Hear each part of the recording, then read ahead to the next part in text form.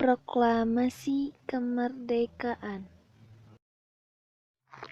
Pada tanggal 7 September 1944, Perdana Menteri Jenderal Kuniaki Koiso menjanjikan kemerdekaan kepada Indonesia. Berkaitan dengan janji yang telah dikemukakan oleh pihak Jepang pada 1 Maret 1945, diumumkan pembentukan BPUPKI yang diketuai oleh Dr. K.R.T. Rajiman Widyodiningrat. Pada 7 Agustus 1945, BPUPKI dibubarkan dan dibentuklah PPKI yang diketuai oleh Insinyur Soekarno. Peristiwa Rengas Dengklok diawali dengan peristiwa menyerahnya Jepang kepada Sekutu. Berita ini terdengar oleh Sultan Syahrir. Kemudian Sultan Syahrir dan para pemuda datang menemui Muhammad Hatta yang saat itu baru pulang dari Dalat, Vietnam. Muhammad Hatta, Sultan Syahrir, dan para pemuda datang menemui Insinyur Soekarno di rumahnya. Sultan Syahrir pun mengusulkan agar segera memproklamasikan kemerdekaan Indonesia tanpa melalui PPKI. Usulan Sultan Syahrir ditolak oleh Insinyur Soekarno dan Muhammad Hatta. Mereka berpendapat bahwa proklamasi kemerdekaan Indonesia harus melalui PPKI sesuai dengan prosedur maklumat Jepang pada tanggal 24 Agustus 1945. Perbedaan pendapat ini mendorong para pemuda untuk kembali berunding pada pukul 24.00 menjelang 16 Agustus 1945. Rapat itu dihadiri oleh Sukarni, Hairil Saleh, Yusuf Kunto, Dr. Muwardi, Sudan Kosinggih, dan Dr. Sucipto. Hasil perundingan itu menyepakati bahwa mereka akan membawa Soekarno-Hatta keluar kota. Pada 16 Agustus 1945, pukul 4.30, Soekarno-Hatta dibawa para pemuda ke Rengas Dengklok, Karawang, Jawa Barat. Sampainya di Rengas Dengklok, Soekarno dan Hatta dan rombongannya disambut baik oleh pasukan peta pimpinan Sudarsono. Di tengah suasana tersebut, Ahmad Subardjo datang beserta sekretaris pribadinya, Sudiro, pada pukul 17.30 waktu Indonesia Barat. Ahmad Subardjo memberitahukan kebenaran menyerahnya Jepang kepada Sekutu.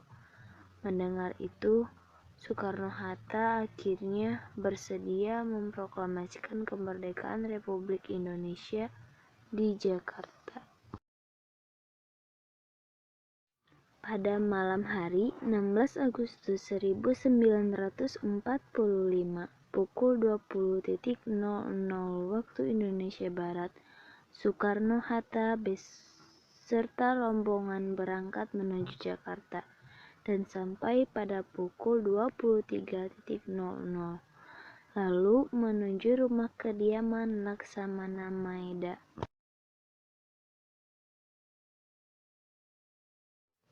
Sejak pagi tanggal 17 Agustus 1945, persiapan upacara pembacaan proklamasi kemerdekaan dilakukan di Jalan Pegangasan Timur nomor 56.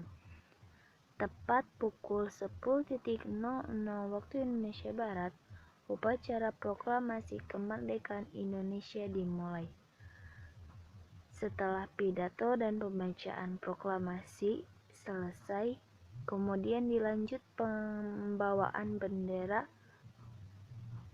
Merah Putih oleh Latif, Hendra Niningrat, dan Es Suhud. Rakyat yang hadir serempak menyanyikan lagu kebangsaan Indonesia Raya.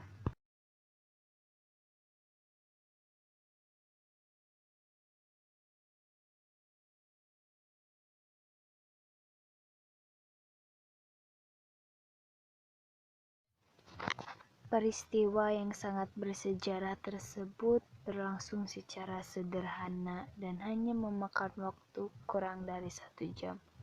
Meskipun demikian, peristiwa tersebut membawa pengaruh yang luar biasa hebatnya bagi bangsa Indonesia.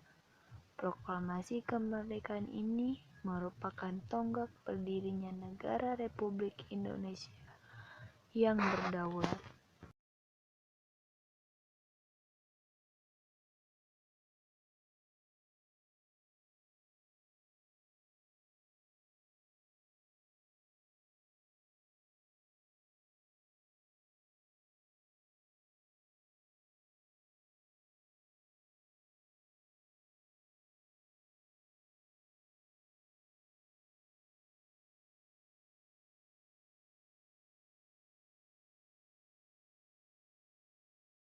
Puncak perjuangan bangsa dalam merebut kemerdekaan dari tangan penjajah adalah dengan diproklamasikannya kemerdekaan Indonesia pada tanggal 17 Agustus 1945. Sebagian besar rakyat Indonesia dapat dengan cepat menanggapi hakikat dari makna proklamasi itu.